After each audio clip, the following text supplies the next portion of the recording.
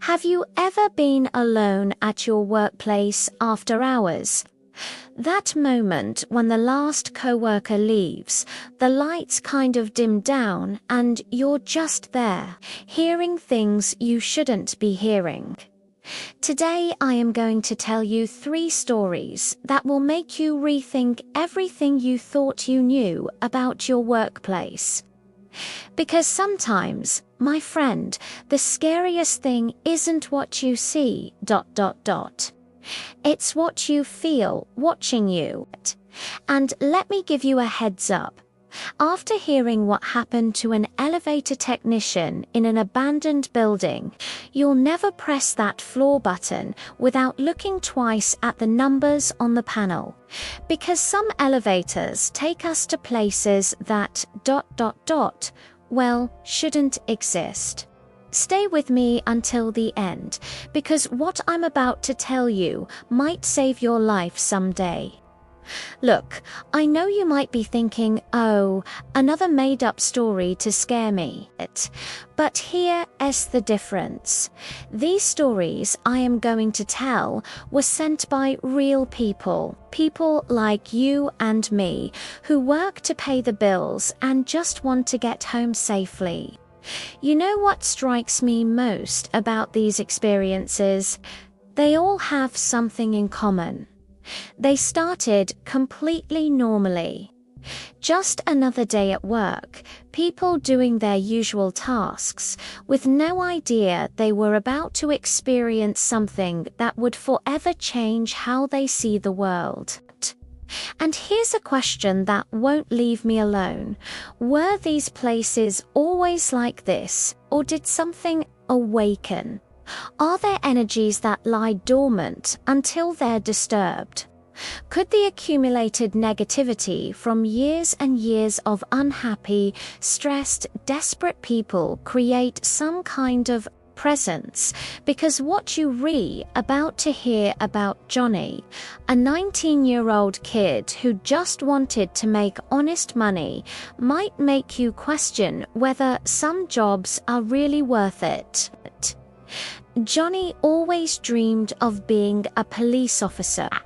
Since he was little, he imagined solving cases, helping people, being a hero. But life, right? It has its own plans for us. At 18, with no money for college and pressure to help at home, he ended up accepting a job as an elevator technician apprentice. At least it's better than McDonald's, he thought.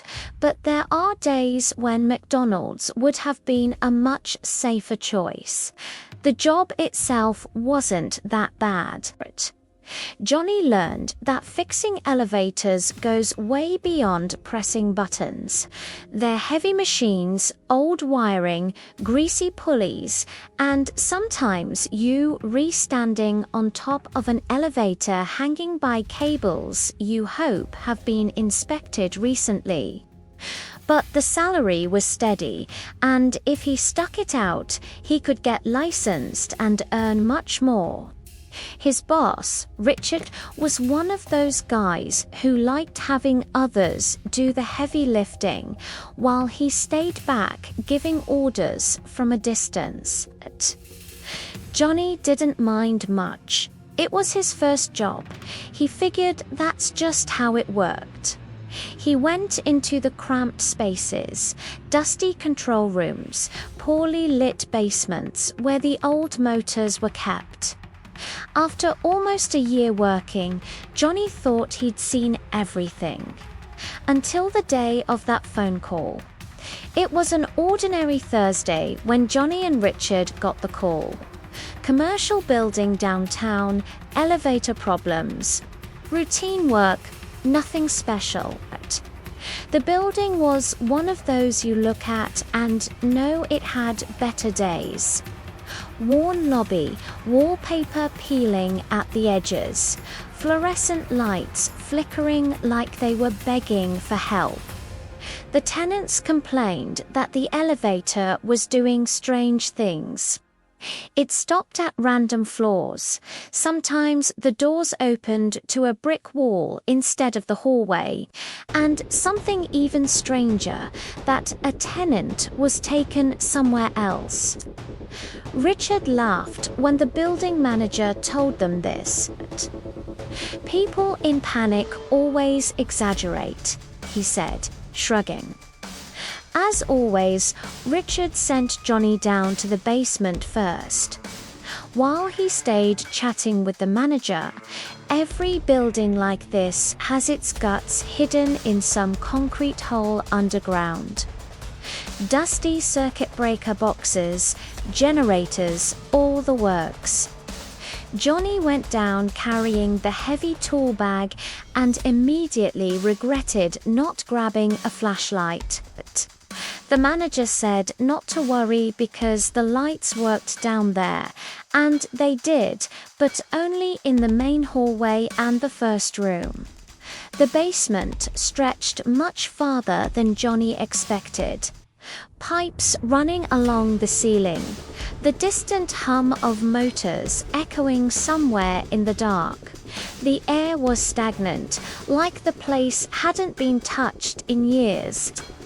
After walking a bit down the hallway, he found the old motor room tucked in the farthest corner. The machinery looked 100 years old, massive steel gears and thick cables coiled like spaghetti everywhere. Johnny sighed, set the bag down and crouched to check the relay box. He ran his gloved hand over the wires. Everything looked worn, but thank God it wasn't damaged or faulty, at least on the outside. He was about to grab something from the bag when he heard something he definitely shouldn't be hearing. The elevator moving, coming down to his level. The manager said it was forbidden for residents to use until they fixed it. And Johnny was sure Richard wasn't stupid enough to take the elevator. I mean, they had locked the system upstairs before he came down. But clear as day, he heard the cables tightening and the gears shifting. That elevator was moving slow and steady, like it was coming down to meet him. Johnny froze, watching the cables, listening to the groan of metal. Then it stopped. Not at the basement, not at ground floor, just somewhere in between. And if that wasn't enough to make his heart race, the next sound did it. A faint knock from inside the shaft. At first, Johnny thought he'd imagined it. The knock was so light it could have been a pipe expanding, or maybe just the echo of machinery settling after the elevator stopped. He held his breath and waited. But then it came again. 3 soft, deliberate taps against metal. Not frantic, not desperate, almost like someone politely knocking on a door. The sound echoed faintly down the shaft, sharp enough to cut through the humming machinery. Johnny stepped closer, craning his head toward the black mouth of the shaft. The smell of grease and dust hung heavy, and the cables disappeared into the darkness above him. He couldn't see anything, but he swore the knocking was coming from just out of sight. Johnny backed away slowly, his work boot scraping against the concrete floor. "Nope," he muttered under his breath, more to himself than anyone else, and grabbed the bag. He didn't want to be in that place alone for another minute. When he came back up, Richard was leaning against the lobby wall, casually chatting with the manager like he didn't have a care in the world. He noticed the expression on Johnny's face right away. "What?" he asked, raising an eyebrow. "Find something." Johnny hesitated, then said, No. I just ... I thought I heard the elevator move, and I also heard. He stopped himself, realizing how crazy it would sound. Well, I thought I heard something like knocking coming from the shaft. Richard rolled his eyes and let out a short laugh. Kid, every basement and every building makes noise. Pipes knock, gears shift, wood settles. You'll drive yourself insane if you jump at every sound down there. The building manager gave Johnny a strange look, but didn't say anything. Richard just smirked, patting him on the shoulder. Congratulations, rookie. You officially got basement fever. Happens to all of us at some point. Now, come on, let's get to work. Richard wasn't in a rush, but eventually gave in and told Johnny to grab the tools and follow him to the 12th floor, where the elevator had last been reported stuck. The building manager trailed behind them, complaining that tenants were threatening to break their lease if the elevator wasn't fixed soon. Johnny barely listened. His mind was stuck in the basement on those 3 deliberate knocks. The 12th floor hallway was deserted. Most of the offices had their lights off, and only a few muffled voices carried from behind closed doors. Richard pried open the elevator panel with a screwdriver and started flipping breakers, muttering to himself, "Relays shot. We'll pull the car down manually and reset. Easy job." He looked at Johnny. "Go open the door. Make sure she's where I think she is." Johnny swallowed hard, walking to the elevator. He forced the metal doors open with the tool key. The car wasn't there, just a dark shaft staring back at him, cables stretching down into blackness. "She's a floor up," Richard said, barely glancing at it. "We'll bring her down." As he fiddled with the panel, Johnny leaned a little too close to the edge of the shaft. His flashlight beam barely reached the bottom, but for a split second he thought he saw movement, like someone leaning just out of the light pressed against the wall. He blinked and shone the beam again, but everything was back to normal, just dust particles drifting in the air. Johnny tried to rationalize with himself. "Back up, rookie," Richard barked. "You fall in there, I'm not dragging your sorry butt out." Johnny muttered an apology and stepped back. Richard got the car moving again, cables whining overhead. Slowly, it descended until the car came into view. When it did, Johnny's chest tightened when he saw the doors. There were handprints on them. Not greasy smudges or the usual prints you see from people leaning against metal. These were clear, dark, almost oily. Small hands, large hands, too many to count. Dozens of palms and fingers smeared across the silver surface. Johnny was staring in shock, but Richard barely looked up. Vandals, tenants, probably kids. People make a mess. That's life. Grab the cleaner from the bag later. Richard fiddled with the system for a while longer, until it was fixed. He ran the elevator up and down a few times to be sure.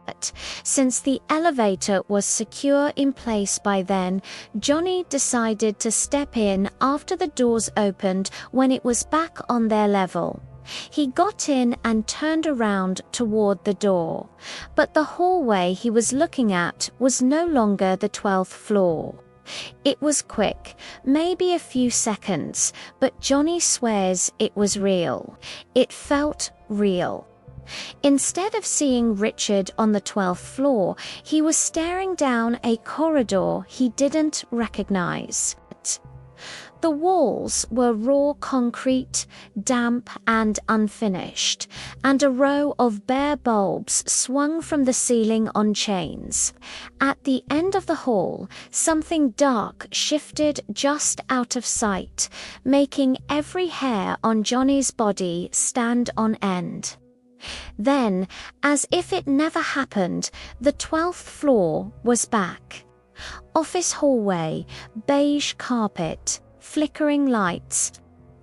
Richard stepped inside without hesitation while Johnny stood frozen on the threshold. "You coming or you planning to daydream all night?" he snapped. They spent another half hour checking, wiring, and running tests, but Johnny barely absorbed a word of it. His mind kept replaying those 3 seconds in the doorway. The concrete, the swinging bulbs, that shape at the end of the hall. When Richard finally packed up, they rode the elevator back down together. He cracked jokes about rookie nerves, but Johnny couldn't bring himself to laugh. The car shuddered as it descended, lights buzzing faintly overhead. For a brief moment, the old floor indicator glitched, skipping from 10 straight to B2. "There's no basement 2, Johnny whispered. Richard smacked the panel with his palm, and the display corrected itself. "Old system, don't read too much into it. We can fix her up, but we ain't doing more than what we're getting paid to do." Normally, Johnny would laugh, but he couldn't shake the cold weight in his stomach. When the doors opened in the lobby, he was the first one out. The building manager thanked them and promised to mail the check, but Johnny barely heard him. Richard was still cracking jokes, telling him to get some sleep and stop watching horror movies. Johnny didn't argue, but as they left, he glanced back one last time at the elevator. Its doors were just closing, like it had been waiting for them to finally finish. And just before they shut completely, Johnny swears he heard it again. 3 faint knocks. After that day, they thankfully weren't scheduled for that building again. Whether the elevator ran perfectly after they left, or they found another company, Johnny doesn't know, and he wasn't keen on going back to find out. Johnny told Richard it gave him headaches, that the smell in the basement made him sick. Richard called him soft, but let it go. Years have passed since then, and Johnny doesn't work on elevators anymore. He tried to push all that from his mind, but sometimes when he rides elevators alone, even in shopping malls or hospitals, he catches himself staring at the panel on the doors, waiting to see those black handprints or a floor number that shouldn't be there. But Johnny's story is just one piece of the puzzle. Because what I discovered researching this is that there are hundreds of places like this, workplaces where impossible things happen every day, and people just ... get used to it. Think about it. We spend more time at work than at home. 8, 10, sometimes 12 hours a day in the same place. We create bonds with these environments, leave our energy there, our frustrations, our fears, our dreams, our anger, our sadness, decades and decades of human emotions imprinted on the walls, in the air, in the very structure of buildings. What if some places just absorb all of this? What if over time they become a kind of repository for all the human emotions that have ever passed through there? What if the accumulated negativity from decades of unhappy, stressed, desperate, overwhelmed people creates some kind of ... consciousness? Something that stays there, waiting, watching, interacting with the living. Look, I don't know about you, but after hearing these stories, I started paying much more attention to the environments where I work. That shiver you feel down your spine out of nowhere. That feeling of being watched when you know you're alone. That noise you always hear but can never identify where it's coming from. That door you're sure you closed but find open later. That elevator that stops at the wrong floor even though you pressed the right button. Maybe it's time we stopped ignoring these signs. I'm not saying to panic or run screaming from your job, but there's a huge difference between being alert and being blind, between recognizing that something is happening and pretending everything is normal. Because at the end of the day, if there's one lesson these experiences teach us, it's this. The supernatural isn't in haunted castles or old cemeteries. It's much closer to us than we imagine. It hides in office hallways, in commercial building basements. In that elevator you take every day to work, in the break room where you eat lunch alone, in the poorly lit bathroom at the end of the corridor. Next time you re-alone at your workplace, and everyone is alone at some point, pay attention. Listen carefully. Watch the shadows in corners. Feel the temperature of the air. Notice if anything has changed since you arrived. And if something doesn't seem right, if you feel there's something wrong in the air, trust your instincts. Because sometimes the difference between getting home safe and sound and becoming another one of these stories that no one believes is simply knowing when it's time to run and not being ashamed to run.